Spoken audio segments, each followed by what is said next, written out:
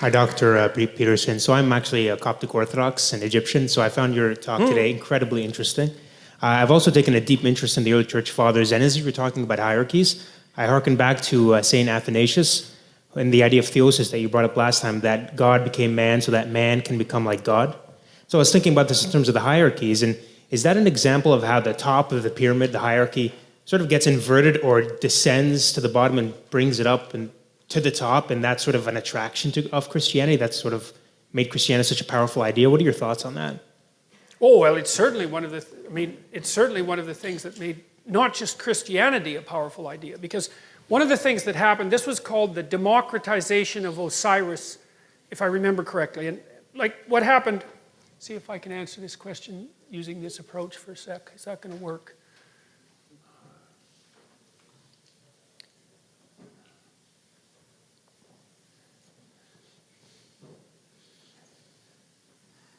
I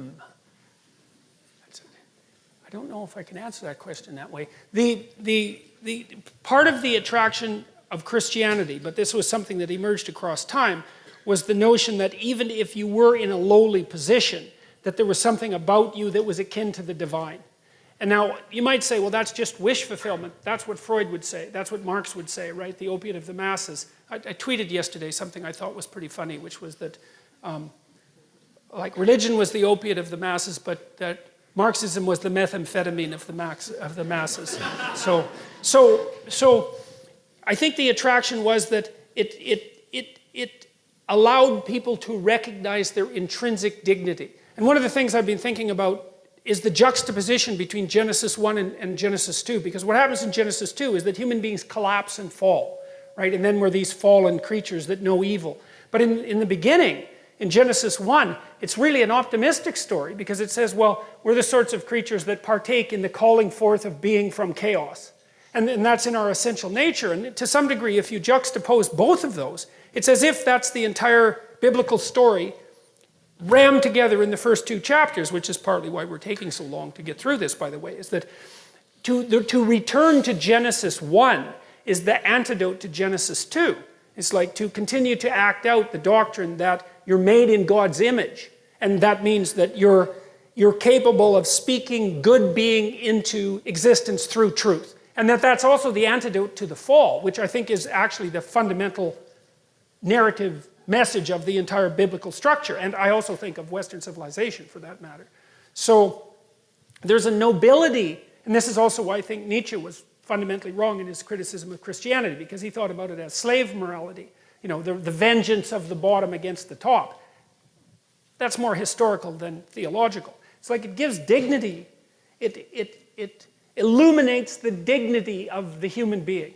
And it requires responsibility. So it's not just wish fulfillment. It's not Freudian wish fulfillment. The Freudian theory, which I thought about a lot, is not tenable in my estimation. It also doesn't account for the existence of hell. Because if it's only wish fulfillment, why bother with hell? I mean, it's a lot more, if you're really going to just fulfill a wish, it's like everybody gets to go to heaven no matter what they do. You don't have hell, which was, of course, something absolutely terrifying to medieval Christians, and to plenty of people now, for that matter. So it's the nobility, it's the idea of the nobility that I think is deeply attractive to people. And that's all there is. I mean, what you have to fight against your worm-like, fragile, mortal existence is the possibility of transcending that with nobility of speech and act. That's what you have. And who can hear that without feeling ennobled by that?